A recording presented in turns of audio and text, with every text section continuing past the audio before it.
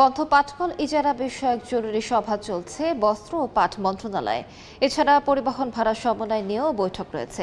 বিস্তারিত জানাতে সচিবালয় থেকে যুক্ত হচ্ছেন রিপোর্টার প্রসূন আশিস, যাচ্ছি তার কাছে।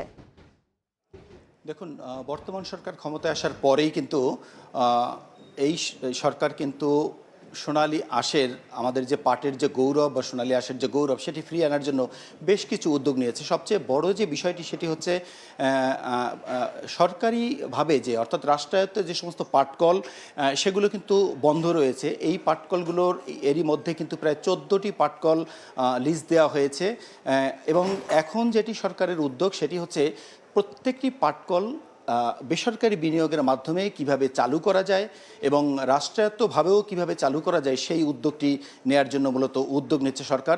তো আজকে সকালেই কিন্তু বস্ত্র এবং পাট মন্ত্রী যিনি খন্দকার আব্দুল মুক্তাদির তিনি অংশীজনদের সাথে একটি গুরুত্বপূর্ণ সভা করেছেন।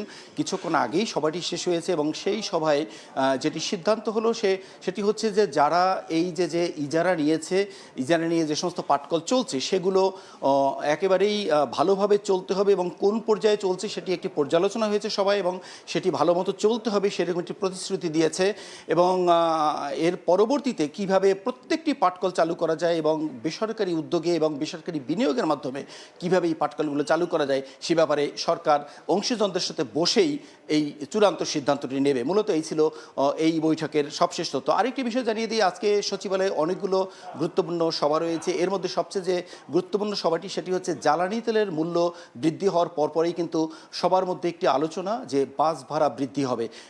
খুব শীঘ্রই সেই বাস ভাড়াটি বৃদ্ধি হবে এবং এরই মধ্যে বাস মালিকদের পক্ষ থেকে একটি প্রস্তাব দেওয়া হয়েছে যে কিলোমিটার প্রতি কত বাস ভাড়া বৃদ্ধি করা হবে।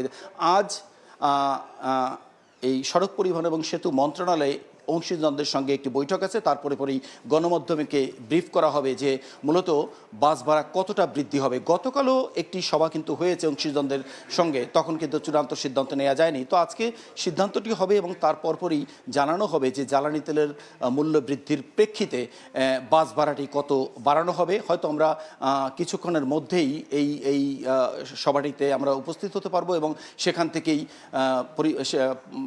যিনি যোগাযোগ মন্ত্রী রয়েছেন তিনি বিস্তারিত জানাবেন বলে আমরা জানতে পেরেছি। এই ছিল সচিবালয় থেকে সবশেষ তথ্য। সরাসরি যুক্ত ছিলাম সচিবালয়ে।